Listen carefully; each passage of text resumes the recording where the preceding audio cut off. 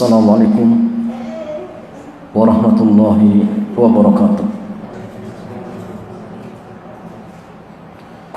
Alhamdulillah wassalatu wassalamu ala Rasulillah wa ala alihi wa sahbihi ajma'in. Amma ba'd. Ikhwan wa akhwati fillah, alhamdulillah di kesempatan sore yang mulia ini kembali dikumpulkan kita di majlis yang sangat mulia ini, yaitu majlis Thalabul Ilmi. Dan sore hari ini jamaah, kita masih pada tafsir suratil Fatihah, tafsir surat Al-Fatihah.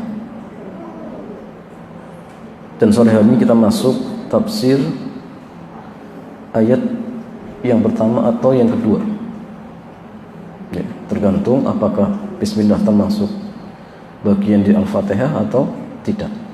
Kalau Bismillah termasuk bagian Al-Fatihah, berarti ini ayat yang kedua. Tapi kalau Bismillah bukan bagian dari Al-Fatihah, berarti ini ayat yang pertama. Jamaah sekalian, Allah Subhanahu wa ta'ala berfirman, A'udzu billahi minasyaitonir rajim. Alhamdulillahi rabbil alamin. Segala puji milik Allah, Rabb semesta alam.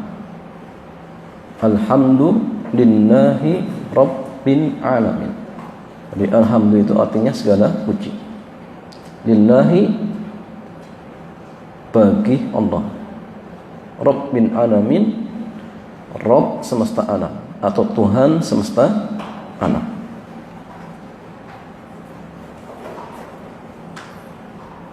Di ayat yang pertama ini Allah Jalla wa Ala menyebutkan bahwasanya segala puji itu hak Allah, milik Allah. Dan alif lam di sini jamaah adalah alif lam lil istiqraq. Istiqraq itu artinya menyeluruh. Jadi walaupun di sini bentuknya tunggal, jadi alhamdulillah itu tunggal. Kalau dalam terjemahannya berarti satu pujian.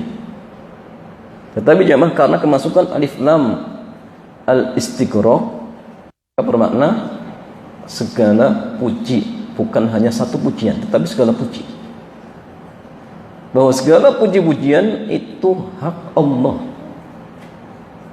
hak khusus milik Allah Jalla wa'ala. Dan pujian itu jamaah beda dengan syukur, beda. Di antaranya pujian itu akan terwujud hanya dengan lisan. Alhamdulillah, itu pujian. Tapi kalau syukur tidaklah akan terwujud kecuali dengan tiga hal. Pertama dengan lisan kita, yang kedua dengan hati kita, dan yang ketiga dengan anggota badan kita.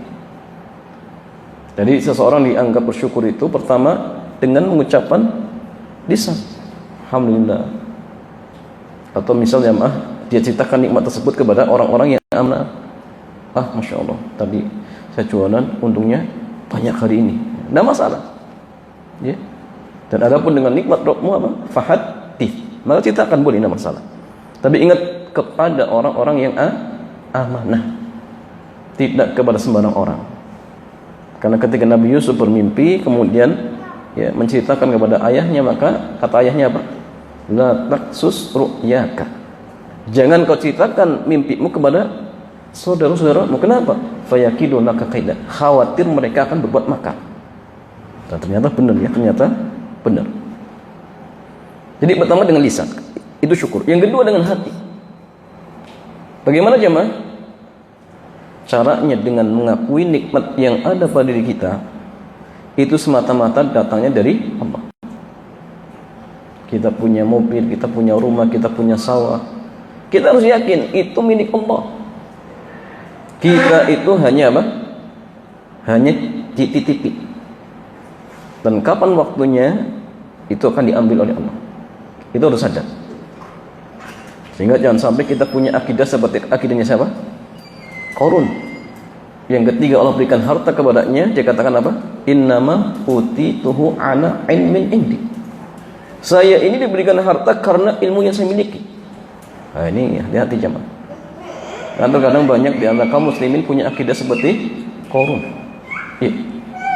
Kemudian yang ketiga, kita menggunakan nikmat tersebut di jalan yang Allah cintai dan ridhoi. Di jalan yang Allah cintai dan ridhoi. Kita punya harta, gunakan untuk sedekah. Ya. Misalkan kendaraan, pakai untuk ke masjid, pakai untuk silaturahim. Nah, itu baru dikatakan hamba yang bersyukur. Ya. Jadi syukur terwujud dengan 3 hal. Adapun pujian bisa dengan lisan. Kemudian perbedaan yang lain, pujian itu jamaah diucapkan baik seseorang mendapatkan nikmat atau tidak. Ustaz, maksudnya gimana? Maksudnya gini, ketika misal ada seseorang atau ada makhluk, misal seandainya Allah tidak memberikan misal satu kebaikan pun, seandainya Allah tidak pernah memberikan satu nikmat kepada dirinya, tetap Allah berhak dipuji, tetap Allah berhak dipuji. Tapi kenyataan jamaah, apakah ada satu makhluk yang tidak pernah mendapatkan kebaikan dari Allah? Tidak ada, semuanya pasti pernah mendapatkan kebaikan. Jadi kalau seandainya tidak memberikan kebaikan saja Allah berhak dipuji, apalagi kenyataannya semua makhluk pasti mendapatkan kebaikan dari Allah. Berarti Allah sudah jelas-jelas berhak untuk dipuji. Beda dengan syukur. Jadi syukur itu tidaklah diucapkan kecuali ketika seseorang mendapatkan kebaikan. Karena seseorang dikasih hadiah, baru dia terima kasih, itu namanya syukur. Ya. Beda dengan pujian. Pujian itu jamaah, sampai pun Allah tidak memberikan kebaikan kepada kita, tetap kita harus memuji Allah. Makanya gini, ketika kita tertimpa musibah, tetap kita harus memuji Allah. Wajib jamaah, wajib. Ya jamaah sekalian, berkata Syekh Abdul Fida Ibnu Katsir rahimahullahu jalla wa ala, beliau mengatakan, alhamdulillahirabbil alamin, al-qura'us sab'ah ala dhammiddan. Jadi ahli qiraah yang 7 ketika mereka membaca ayat yang pertama surat Al-Fatihah, alhamdulillahi rabbil alamin, maka sebagian mereka ada yang mengatakan dibaca dengan dhammah, alhamdu. Nah, ini yang masyhur ya, yang kita baca, alhamdulillahi, artinya segala puji itu milik Allah. Wa huwa mubtada'un wa khabarun, dan itu kedudukannya mubtada dan khabar. Mubtada itu satu kata yang diterangkan, khabar itu yang menerangkan. Kalau bahasa Inggrisnya diterangkan dan menerangkan. Sehingga kalau terjemahannya, segala puji itu milik Allah. Wa ruwiya an Sufyan ibn Uyainah wa Ra'ubah, ya, atau kama qala Ibnu Ajjaj, ya, Ibnu Ajjaj annahuma qala, ya. Sedangkan al-Imam Sufyan ibn Uyainah, tapi pula ya Ibnu Ajjaj mengatakan bacanya itu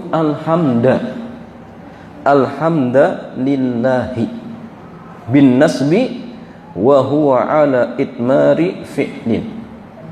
Ya, jadi ada fi'il tetapi di mahdzuf. Tahu di mahdzuf? Dihilangkan. Jadi aslinya ada fi'il tetapi disembunyikan. Jadi alhamdulillah, ya.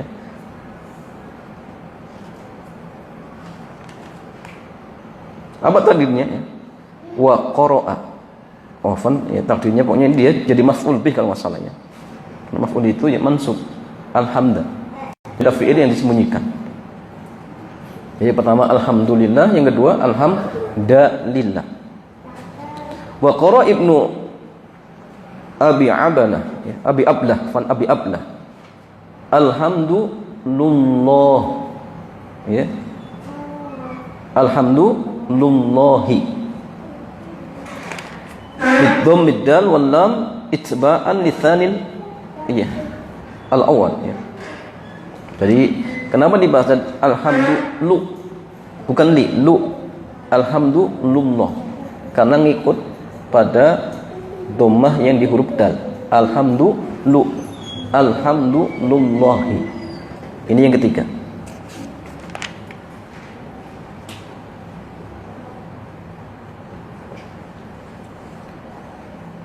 Al-thani lithani al-awwal walau syawahid walakin syad. Tetapi jamaah, riwayat yang menjelaskan tentang hal ini itu syad. Syad itu yang lemah. Ya, lemah. Beliau Mas Al-Hasan wa Yazid bin Ali, Zaid bin Ali, ya, ia membaca alhamdulillahi. Alhamdulillahi. Insyaallah banyak qiraah aja. Bi kasrid dali itba'an lil awwali tsani. Assalamualaikum warahmatullahi wabarakatuh. Juga sama ya, itba. Ya, alhamdulillahi. Ada berapa bacanya masalahnya? Pertama alhamdulillah, ini yang masyhur. Kemudian alhamdulillahi. Kemudian alhamdulillahi. Yang keempat alhamdulillahi. Ya. Tapi yang masyhur alhamdulillah. Ya, alhamdulillah. Dan yang masalah ikhwan wa akhwati fillah, apa arti alhamdu? Apa arti alhamdu? Wa qala al-imam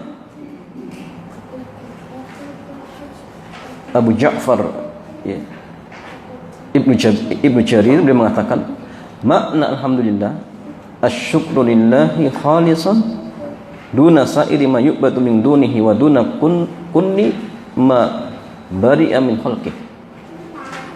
Jadi alhamdulillah itu artinya mengucapkan syukur kepada Allah Jalla wa Ala, tidak kepada selainnya. Jadi tadi kiamat ini seseorang dikatakan dia, ya, dalam artian bersyukur, ya, kalau memang benar-benar dia, ya, hanya memuji Allah Jalla wa Ala, tidak memuji yang lainnya. Ya, kadang kita itu gini jam, Anda memberikan nikmat, terkadang yang selalu kita lihat itu kadang-kadang apa? Perantaranya. Contoh misal kita kerja di satu perusahaan, kadang yang sering kita elu-elukan bos kita, padahal bos kita itu hanya perantara. Yang memberikan siapa? Allah. Nah, kita harus ingat, semua yang kita miliki, ingat jamaah, itu hakikatnya pemberian Allah. Adapun tempat kerja kita misalkan, itu hanya perantara. Maka kalau ingin memuji, pujilah Allah Jalla wa Ala. Jangan puji perantara. Tidak masalah kita dalam arti berterima kasih, tidak masalah. Tidak masalah. Tapi jangan lupa dengan Allah. Jangan lupa dengan Allah Subhanahu wa taala, karena ialah, ya, yang hakikatnya memberikan rezeki tersebut kepada kita. Kemudian masalian wa qala Ibnu Jarir, alhamdulillahi thana'un athna bihi ala nafsihi. Ya. Jadi alhamdulillah itu pujian dari Allah Jalla wa Ala untuk dirinya.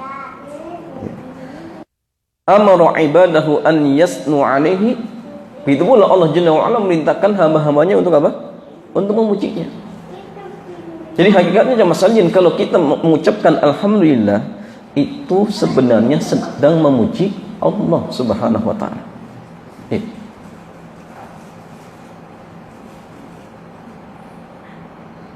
Sedangkan ulama yang lain seperti al-Imam, ya, atau sahabat, ya, Abdullah bin Abbas, beliau mengatakan alhamdulillahi kalimatu kulli syakirin. Jadi alhamdulillah itu satu kalimat yang diucapkan oleh orang yang syukur, oleh orang yang syukur, ya. Kalimatu kulli syakirin. Begitu pula jamaah, beliau mengatakan wastadalla Qurtubi libni Jarir bi sihhati qaulil qaili alhamdulillahi syukran. Ya. Jadi al-Imam Al-Qurtubi beliau beristidlal kepada Ibnu Jarir tentang benarnya ucapan orang yang mengatakan alhamdulillahi syukran. Jadi alhamdulillah itu bentuk syukur kita kepada Allah. Ya. Dan yang masalian akhwati fillah, ikhwan wa akhwati fillah,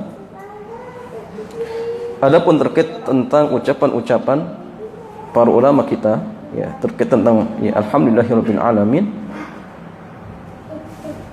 Qala al-Imam Ibnu Abi Hatim, dia mengatakan haddatsana Abu Ma'mar al-Quti'i ya.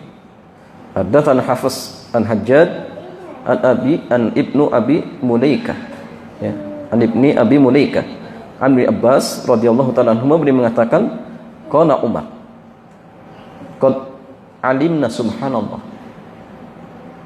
kami telah mengetahui subhanallah, ya, wa la ilaha illallah, dan kalimat la ilaha illallah, famal hamdulillah, ya. Tapi kami belum tahu apa sih alhamdulillah. Faqala Ali, maka Ali pun mengatakan kalimatun radiyallahu jalla wa ala li nafsi, satu kalimat yang Allah jalla wa ala ridho untuk dirinya, ya.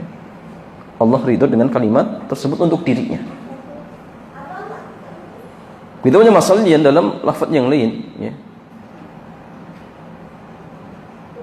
Dari Hafiz faqal, beliau mengatakan qala Umar li Ali, Umar mengatakan pada Ali, ini riwayat yang lain. Wa ashabuhu indah, dan para sahabat ketika itu ada di sisinya. La ilaha illallah wa subhanallah wallahu akbar qad arafnaha. Jadi kalimat la ilaha illallah wa subhanallah wallahu akbar kami telah mengetahui. Famal hamdulillah, ya. Tapi kami belum tahu apa sih alhamdulillah. Qala Ali, Ali mengatakan kalimatun ahabbahullahu jalla wa ala li nafsi. Jadi kata Ali, alhamdulillah itu satu kalimat yang Allah sangat mencintai. Kalimat tersebut diucapkan untuk dirinya. Wa radiyahu li nafsi, dan Allah ridho kalimat ini ya untuk dirinya. Wa ahabba an tuqal, dan Allah cinta, Allah suka jika kalimat ini selalu diucapkan oleh hamba-hambanya. Maka ingat ikhwan wa fillah, kalau kita mendapatkan nikmat, ingat baca alhamdulillah. Okay. Bahkan Ibnu Abbas mengatakan alhamdulillah kalimatu syukri. Ya. Alhamdulillah itu kalimat syukur. Wa idza qala al-'abdu, ya, dia mengatakan jika seorang hamba mengucapkan alhamdulillah, qal, maka ya, Allah Jalla wa ala akan berfirman syakaroni abdi, hambaku telah bersyukur kepadaku. Jadi ya masalahnya kalau kita mengucapkan alhamdulillah, hakikatnya Allah berfirman syakaroni abdi, hambaku ini bersyukur kepadaku. Masya Allah, ya. Dalam riwayat yang lain jamaah sekalian dari Ibnu Abbas, ya, beliau mengatakan alhamdulillah huwa syukru lillahi jalla wa ala wal istihza'i lahu wal iqraru lahu bi ni'amihi wa hidayatihi wa ibtidaihi wa ghairi dzalika. Jadi alhamdulillah itu ya rasa syukur kepada Allah. Dan juga ini bentuk kita mengakui nikmat yang ada pada diri kita semata-mata datangnya dari Allah. Itu penting. Ya. Kemudian masalian Ka'ab al-Ahbar mengatakan alhamdulillahi sana'un lillah, ya, atau sana'ullah. Jadi alhamdulillah itu pujian untuk Allah. Ya. Ad-Dhahab mengatakan alhamdulillahi rida'ur rahman. Jadi alhamdulillah itu pakaiannya Allah. Itu boleh jemaah sekalian dalam hadis yang lain atau riwayat yang lain, ya, Nabi bersabda, "Idza qulta alhamdulillah," jika engkau mengucapkan alhamdulillah rabbil alamin, faqad syakartallaha fazalak. Maka sungguh engkau telah bersyukur kepada Allah dan Allah akan menambahkan apa? Nikmat kepada kalian. La in syakartum la azidannakum. Sungguh jika kalian bersyukur maka Allah akan tambahkan nikmat kepada kita. Ya. Dan ingat jamaah, ketika Allah menambahkan nikmat itu banyak macamnya. Jadi nikmat itu tidak hanya sekedar harta, tetapi apa? Segala kebaikan-baikan, baik di dunia, di alam barzakh ataupun di akhirat. Ya, diberikan kesehatan, diberikan anak-anak yang solid dan solihah misalkan. Oh, ini nikmat jemaah. Dimudahkan antum hadir di majlis ilmu, itu nikmat. Berapa banyak orang-orang yang mungkin jauh lebih sehat dari kita, lebih punya ya waktu luang, tapi ternyata mereka tidak tergerak hatinya untuk datang di majlis ini. Jadi murni hadir di majlis ilmu, termasuk ilmu itu sendiri jamaah, itu sama seperti apa? Rizki. Allah memberikan kepada siapa saja yang Allah kehendaki. Enggak semua dapat jamaah, enggak semua dapat. Nah, sehingga ya banyak bersyukur kepada Allah Jalla wa Ala. Kemudian masalian dari Aswad bin Salik beliau mengatakan, qultu ya Rasulullah, wahai Rasulullah, ala anshuduka mahamida hamidtu biha rabbi. Ya Rasulullah, maukah saya senandungkan pujian-pujian yang dengannya aku memuji Rabbku? Ya. Maka jamaah sekalian, Rasul bersabda, ama inna rabbaka yuhibbul hamda. Ingat, Rabbmu itu sangat suka dengan pujian. Ya, Rabbmu itu sangat suka dengan pujian. Dalam hadis yang lain jamaah sekalian, Nabi bersabda, afdalu dzikri la ilaha illallah. Jadi seafdolnya zikir adalah la ilaha illallah. Wa afdalud doa alhamdulillah. Dan seafdolnya doa adalah alhamdulillah. Imam At-Tirmidzi mengatakan hadis ini hasan qadi. Ya. Dari Anas bin Malik beliau mengatakan, Nabi bersabda, ma an'amallahu ala abdin nikmatan. Ya.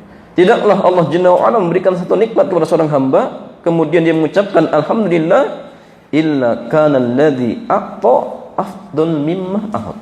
Kecuali ya, apa yang telah Allah berikan kepada dirinya itu lebih baik daripada yang dia ambil.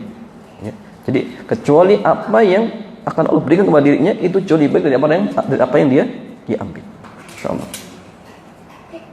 Itu pula masalah dari Anas ya, radhiyallahu ta'ala anhu, dari Nabi SAW dia bersabda, "Lau anad dunya bihadafiriha." Seandainya dunia dan seisinya fi yadi rajulin, ya, berada di tangan seseorang, ya, dari umatku, thumma qala, kemudian dia mengucapkan alhamdulillah, lakana alhamdulillahi afdal min dzalik. Maka sungguh ucapan alhamdulillah itu lebih afdal daripada harta yang dimiliki. Insyaallah. Itu seandainya dia memiliki dunia dan segala isinya jemaah. Kemudian dia mengucapkan kalimat alhamdulillah, ini jauh lebih baik. Jauh lebih baik. Nah, sehingga dari sini terdapat isyarat jemaah untuk apa? Untuk ya, juhud dalam urusan dunia. Ya. Juhud itu jemaah, kalau menurut kaidahnya Syekhul Islam itu gini jemaah. Kalau kita bisa ingin juhud, ya, jadikanlah dunia itu seperti toilet jemaah. Jadikan dunia seperti toilet. Bagaimana jemaah? Kita itu butuh toilet, tetapi enggak mencintai, sahih? Apa nih senang toilet jemaah? Tapi kita butuh, sahih? Butuh toilet, tapi kita enggak mencintai. Maka seperti itu, kita butuh dunia. Silakan antum cari, tapi jangan dicintai jemaah. Karena kalau mencintai dunia itu khawatir hubbud dunia nanti jemaah. Kalau kaidahnya Ibnu Qayyim itu gini, kaidah zuhud itu jadikan dunia di tangan, jangan di hati. Ya. Bahkan gini jemaah, dunia itu kalau di tangan kita, sebanyak apapun harta yang kita miliki, sekali-kali tidak akan membahayakan kita. So, jemaah. Sebaliknya kalau dunia itu di hati kita, sampai pun dohinya dia tidak punya harta, taruhlah dia fakir miskin, tapi jemaah, dunia itu sudah membahayakan dirinya. Karena banyak orang yang nggak punya harta sama sekali, tetapi rakus dunia banyak. Soalnya jemaah, sholat nggak sholat ya, tiduran, nunggu orderan, nggak sholat jemaah. Dohinya nggak punya harta, tapi rakus dengan dunia. Ya itu nanti kalau dunia sudah di hati, naudzubillah jemaah. Jadi kan di tangan, sehingga kalau ada yang minta kasih. Ya, tapi kalau di hati ya antum bedah dulu, ambil kasihkan, sulit. Ya, itu kaidahnya Ibnul Qayyim rahimahullahu jalla wa ala. Nah, sehingga jemaah, kalimat alhamdulillah itu jauh lebih afdal dari apa yang kita miliki. Ya. Maka pujilah Allah Subhanahu wa taala. Yang kemudian masalah yang ikhwan wa akhwati fillah.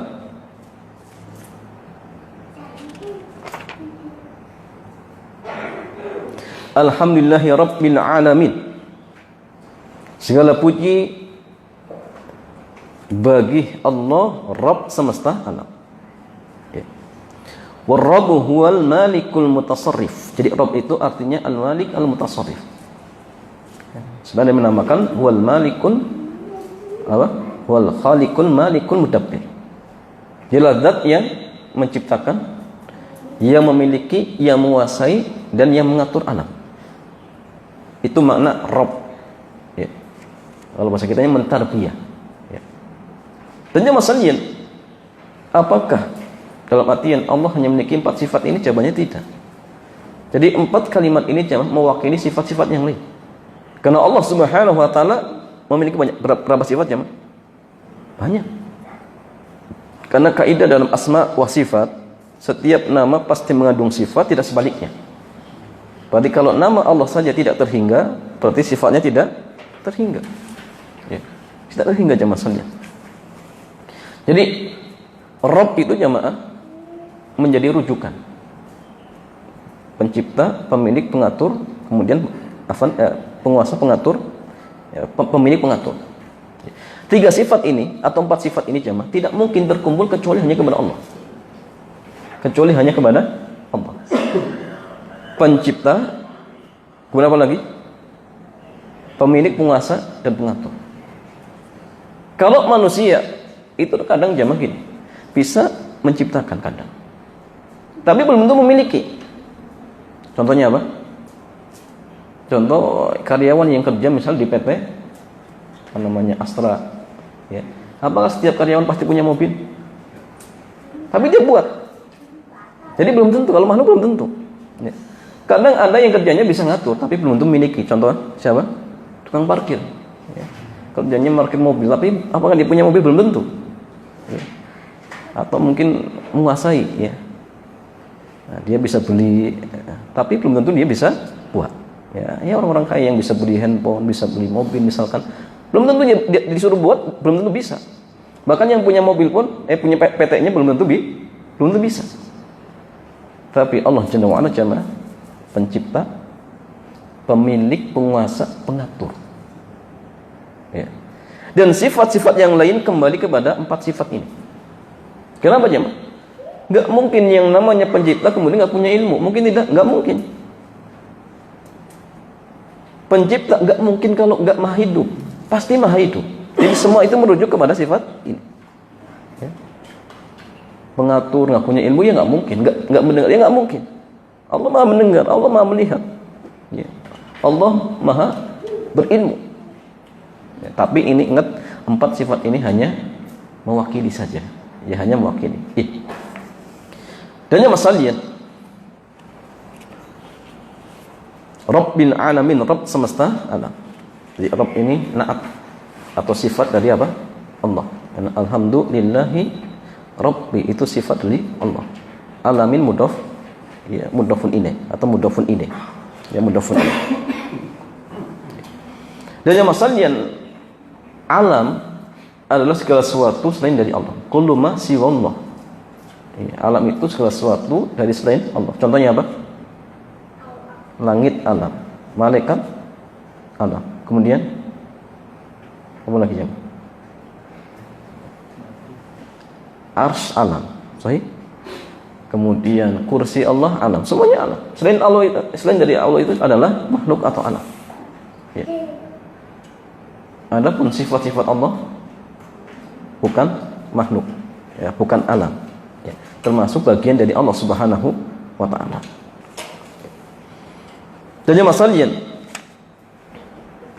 Al-Imam Al-Fidh Ibn Katsir rahimahullahu jalla wa ala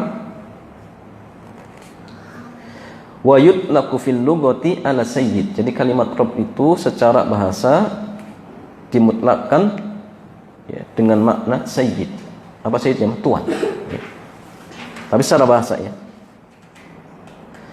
Wa ala mutasarrif lil islah, ya, atau yang mengatur, ya, yang mengatur. Dan semua itu hak ya bagi Allah Jalla wa Ala. Tetapi jemaah sekalian, kalau Rabb dikasih alif lam, Ar-Rabb itu nggak boleh disangka pada makhluk, nggak boleh. Namanya siapa? Ar-Rabb itu nggak boleh. Jadi kalau Ar-Rabb pakai alif lam itu hanya untuk Allah. Tapi kalau dimudofkan ilai itu boleh. Rabbud dar, pemilik rumah. Rabbun naqati, pemilik unta, itu boleh. Tapi kalau dimutlakan Ar-Rabb, apalagi dikasih alif lam, itu hanya untuk Allah Subhanahu wa taala.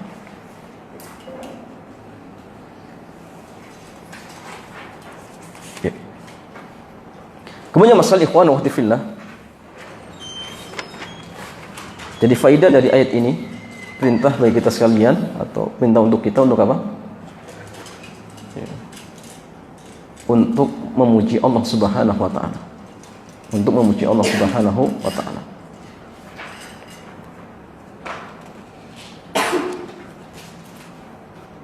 Kemudian Allah Jalla wa Ala berfirman Ar-Rahman Ar-Rahim. Dan ini sudah kita bahas bahwasanya Ar-Rahman Ar-Rahim itu ya, artinya hamba. Ia Maha Pengasih lagi Maha Penyayang. Memang dari akar kata apa? Rahima yarhamu, kemudian Rahman. Ya. Kemudian ya, isim fa'ilnya bisa Rahman, bisa Rahim. Ya, Rahman atau Rahim. Tetapi jemaah dari sisi penggunaan ada bedanya. Dari sisi penggunaan ada bedanya. Pertama apa? Rahman itu hurufnya lebih banyak daripada Rahim. Ya, ini pertama. Ya. Dan dalam kaidah usul jamaah disebutkan ziyadatul ya, mabna tadulu ala ziyadatin makna. Jadi bertambahnya suku bangunan kata itu menunjukkan bertambahnya makna. Nah, itu kaidah bahasa Arab. Makanya beda antara kalimat gini. A'ana dengan ista'ana. A'ana itu artinya menolong, ista'ana artinya apa? Meminta tolong. Nah, itu indahnya bahasa Arab. Makanya Rahman itu artinya apa? Rahmat Allah yang luas, yang Allah berikan kepada seluruh makhluknya. Semua dikasih oleh Allah dengan sebab ini, nama Ar-Rahman. Binatang dikasih, bahkan apa? Syaitan pun dikasih. Sahih. Semua dikasih, orang kafir dikasih ya dengan nama Ar-Rahman. Itu ya rahmat Allah yang khusus yang akan Allah berikan kepada orang-orang yang beriman. Kapan jemaah? Kelak di surga. Kelak di surga. Makanya jemaah, ketika ada orang kafir diberikan nikmat atau misalkan harta, itu belum tentu Allah cinta. Tapi kalau seorang muslim diberikan harta oleh Allah, sudah jelas Allah apa? Cinta kepada hamba tersebut. Maka nggak perlu ngiri ketika misalkan orang kafir diberikan banyak harta, kemudian kami rajin ibadahnya, rajin sholatnya, mereka yang nggak pernah sholat kok kenapa rezekinya lancar? Nggak boleh ya. Apalagi ngirinya dengan orang kafir jemaah. Dengan sama muslim aja nggak boleh, kecuali ngirinya karena kebaikannya, itu nggak masalah. Dan orang kafir nggak boleh. Kenapa jemaah sekalian? Karena ketika orang kafir diberikan harta, itu hakikatnya sedang apa jemaah? Sedang diadab. Karena adab Allah itu tidak mesti dengan sesuatu yang menyakitkan. Tetapi terkadang Allah adab dengan sesuatu yang menyenangkan. Contohnya siapa? Qarun, Fir'aun. Dan itu disebut dengan apa? Istidraj. Makanya ketika Nabi mengatakan pada Uqbah bin Amir, beliau mengatakan, "Idza ra'aitallaha yu'til 'abda bima yuhib." Jika engkau melihat Allah memberikan kepada seorang hamba segala apa yang diinginkan, kata Nabi apa? Fa inna madzalika min istidraj. Ketahuilah, itu hakikatnya adalah istidraj. Apa istidraj jemaah sekalian? Istidraj itu azab Allah yang Allah timpakan sedikit demi sedikit, dan kelak akan Allah lipat gandakan di akhirat. Ya. Jadi ingat ya, banyaknya harta itu belum tentu nikmat. Belum nikmat. Terkadang itu azab. Ustaz, bagaimana sih standar harta yang kita miliki itu nikmat atau itu azab? Kata Abu Hazim beliau mengatakan gini. Patokannya gini jemaah. Kalau harta tersebut menjadikan pemiliknya dekat dengan Allah, berarti itu nikmat. Tapi kalau nikmat tersebut ternyata semakin menjauh ke pemiliknya dari Allah, berarti itu adab. Beliau mengatakan kullu nikmatin la tuqarribu minallah fahiya baliyah. Setiap nikmat yang tidak mendekatkan pemiliknya kepada Allah itu baliyah atau musibah. Musibahnya. Jobnya semakin lancar, semakin jauh dari masjid, nggak mau taklim lagi misalkan. Oh, ini mungkin adab. Tapi ada seorang, Masya Allah, jobnya lancar, jabatannya naik, gajinya naik, anaknya semakin baik, dengan tetangga semakin baik, sholat jamaahnya semakin rajin, Masya Allah. Ini mungkin pengaruh harta yang barokah, sehingga harta itu mendorong pemiliknya agar dekat dengan Allah. Ada kajian, pengennya hadir terus. Itu pengaruh harta yang barokah, jemaah. Bahkan tidak hanya dirinya, istrinya, Masya Allah, anak-anaknya, ya. Itu cara kita melihat bahwasanya harta yang kita miliki itu, ya, barokah, atau dalam artinya nikmat. Ya. Nah, sehingga masalahnya tidak perlu ngiri, ya, tidak perlu ngiri. Ya. Dengan sama muslim saja nggak boleh, apalagi dengan orang-orang kafir. Ya. Karena gini, kalau kita ngiri dengan orang yang banyak hartanya, sama muslim, kalau ngirinya hanya hartanya saja, berarti hakikatnya kita sedang ngiri apa, jemaah? Sedang ngiri dengan orang yang apa? Masuk surganya lama. Sahih? Masa antum ngiri, jemaah, dengan orang yang masuk surganya lama? Kecuali antum ngiri dengan orang kaya yang rajin sedekah, itu boleh. Dan itu namanya apa? Gitu, boleh. Ya Allah, saya ingin seperti si fulan. Kenapa? Punya harta tapi disedekahkan. Saya ingin kalau punya harta seperti fulan, saya ingin berbuat seperti si fulan. Itu boleh, nama masalah. Nama masalah. Tapi kalau hanya hartanya saja, misalkan, ini tidak dianjurkan. Ya, tidak dianjurkan. Karena harta itu kadang-kadang jamaah menjadikan pelakunya apa? Ya, semakin jauh. Makanya yang ditakutkan oleh Nabi itu apa, jamaah? Ya. Beliau tidak mentakutkan ketika umatnya itu fakir, enggak. Ya. La akhsha alaikum.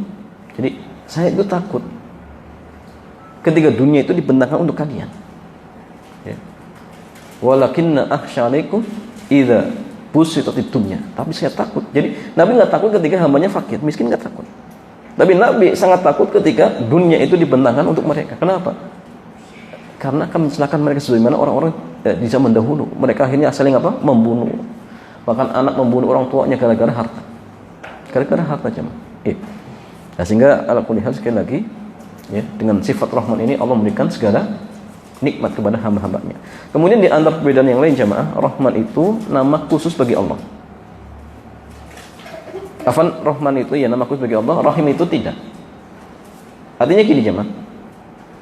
Tidak boleh seorang menjadikan nama Rahman secara tersendiri untuk nama dirinya dan, ya, anaknya ataupun orang lain, itu nggak boleh. Ya. Jadi Rahman itu sama seperti nama Allah, itu khusus. Maka tidak boleh seorang menamakan dirinya Allah, itu nggak boleh, jemaah. Bahkan sebenarnya ada yang mengatakan apa? Pak, nama anak panjangan, nama anak saya Allah, itu nggak boleh, jemaah.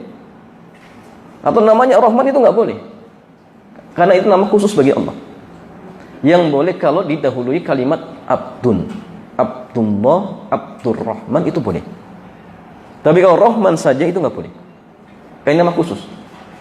Makanya masalah yang diantara sebab kenapa Musailamah al-Kadzdzab itu digelari pendusta, salah satunya dia menamakan dirinya Rahman. Di samping dia mengaku sebagai nabi, dia mengatakan Rahmanul Yamama. Ya, maka Allah hinakan di dunia dan di akhirat. Tidaklah ada seorang menyebut nama Musailamah pasti diambil-ambil apa? Al-Kadzdzab, pendusta. Nah, maka hati-hati ketika seorang misalkan berani mengambil nama Allah yang khusus untuk diri, siap-siap Allah hinakan di dunia. Jangankan nama yang haram, nama yang makruh yang pernah kita sebutkan. Ada seorang sahabat namanya apa? Huzn. Huzn itu artinya sedih. Dipanggil oleh Nabi, dia suruh dirubah, tapi nggak mau, dengan alasan karena namanya sudah istilahnya pemberian nenek moyang. Ya, nggak mau dirubah, jemaah. Maka diceritakan Huzn ini seumur-umur hidupnya selalu sedih, nggak pernah bahagia. Soalnya, jemaah, itu makruh, suruh dirubah, tapi nggak mau. Apalagi yang haram. Ya, apalagi yang haram. Maka dalam, ya, istilahnya mengambil nama itu harus hati-hati. Itu doa. Maksudnya anak-anak kita dikasih nama yang tidak bagus. Ya, kadang-kadang orang tua itu yang penting intinya keren, ya, nggak tahu artinya. Ya, nah ini kadang musibah jamaah. Bayangkan kalau namanya bagus, seumur umur dia didoakan, luar biasa jamaah. Ahmad, masya Allah, ini luar biasa. Ya, atau misalnya nama para sahabat, harapannya biar punya akhlak agamanya seperti mereka, misalkan, nggak masalah, boleh. Ya, tapi jangan nama-nama orang-orang kafir. Apa namanya? Roberto misalkan. Ya. Ini nama-nama berhala, itu masalah cuma. Itu nggak boleh. Ya. Namanya siapa? Namanya apa? Itu janganlah, hindari seperti itu cuma. Ya. Kalaupun Rahim itu bukan nama khusus. Artinya apa? Boleh. Kalau seorang bernama Rahim itu boleh. Pak namanya siapa? Rahim itu boleh. Tapi lebih baik lagi kalau Abdur Rahim, itu lebih baik. Tapi kalau Rahman itu khusus. Ya, tidak boleh diberikan untuk makhluknya kecuali kalau diawali dengan Abdul Rahman itu boleh. Ya, kemudian Abdul apa cuma Mutakabbir juga sama, itu khusus bagi Allah. Enggak boleh diambil untuk nama makhluknya kecuali kalau didahului kalimat Abdul. Nah, kemudian masalah di antara perbedaan yang lain, Ar-Rahman ini nama yang terkait dengan zat Allah. Adapun Rahim terkait dengan sifat fi'liyah Allah. Sifat fi'liyah Allah Subhanahu wa taala.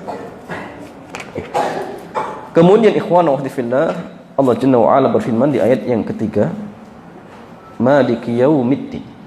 Ya. Yang merajai hari pembalasan. Qara'a ba'dul qura, sebagian ahli qiraah membaca Maliki yaumiddin. Jadi maknanya dipendekkan. Maliki yaumiddin. Itu boleh jemaah. Wa qala akharun, sebagian lain mengatakan Maliki yaumiddin boleh.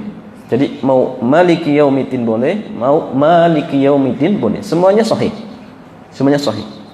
Ya. Dan artinya apa jemaah? Kalau Malik itu raja yang merajai hari pembalasan. Kalau Malik penguasa. Okay. Dan semua dibolehkan. Tapi kalau di surat An-Nas itu cuma satu. Apa jemaah? Malikin Nas. Ya. Ada yang mengatakan karena kalau dibaca panjang itu ada pengulangan. Ya. Malikin Nas. Setelahnya apa jemaah? Ilahin Nas. Karena arti Malik itu apa?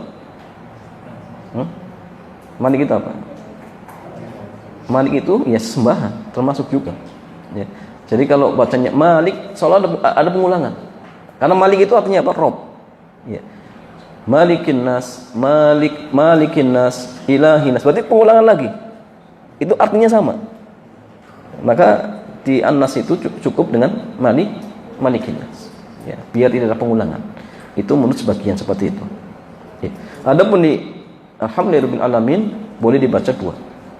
Bisa Maliki yaumiddin atau Maliki yaumiddin. Semua qiraah ya sahih. Ya, semuanya dibenarkan. Dan jamaah sekalian, kenapa Allah Jalla wa ala menyandarkan dengan hari kemudian jamaah? Kenapa? Padahal di dunia juga Allah merajai. Allah juga penguasa. Tapi kenapa disandarkan pada yaumiddin, hari pembalasan? Ya. Sebagian ulama mengatakan bahwasannya karena di akhirat itu jamaah tidak ada seorang pun yang berani mengklaim dirinya raja, enggak ada. Jangankan mengklaim dirinya raja, dirinya penguasa.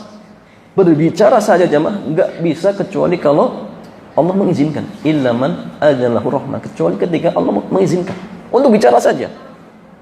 Apalagi mengklaim saya raja, enggak bisa jamaah. Ya.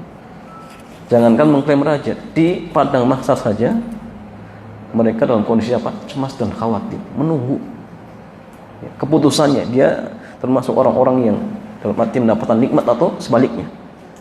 Ya, apalagi mengklaim dirinya raja. Okay.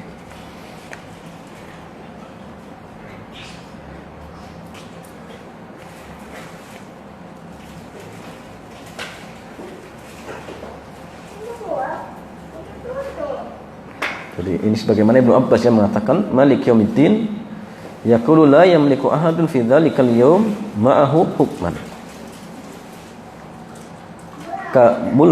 ya, mulkihim fid dunya, tidak sebagaimana kerajaan mereka di dunia.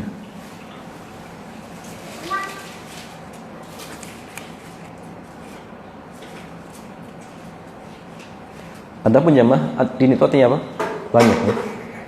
Jadi ad-din itu bisa artinya ya hari pembalasan, bisa bermakna din itu bisa bermakna agama. Ya, adapun di sini maksudnya apa? Hari pembalasan. Ya, hari ketika seorang akan dibalas oleh Allah Jalla wa Ala. Sekecil apapun kebaikan akan dibalas, keburukan akan dibalas. Faman ya'mal mithqala dzarratin khairan yarah, faman ya'mal mithqala dzarratin syarran yarah. Jadi kebaikan sedikit akan dibalas, keburukan juga sama. Dan ketika itu jemaah tidak ada satu orang pun yang terdolimi, nggak ada, tidak ada. Dan itulah ya pengadilan yang seadil-adilnya. Ya, bahkan ketika misalkan seorang masih punya urusan dengan manusia, ya, maka dia masih akan tetap dicegah agar tidak masuk surga sampai urusannya selesai dengan sama kita, seperti itu jemaah. Maka kalau kita punya masalah jemaah, selesaikan sekarang. Jangan selesaikan di akhirat, berat. Ya. Adab di akhirat itu tidak seperti adab di dunia. Ya. Beda jemaah. Maka selesaikan sekarang. Kita masih punya masalah, selesaikan sekarang. Nah, apalagi dengan kerabat, ya, dengan tetangga misalkan, segera selesaikan. Ya, agar urusan kita ya tidak sampai nanti kelak ke ya, akhirat seperti itu. Wallahu ta'ala a'lam bissawab. Ya, demikian mas kalian, mudah-mudahan bermanfaat. Selanjutnya seperti biasa kita buka tanya jawab. Ya, pertanyaan bebas, silakan jemaah.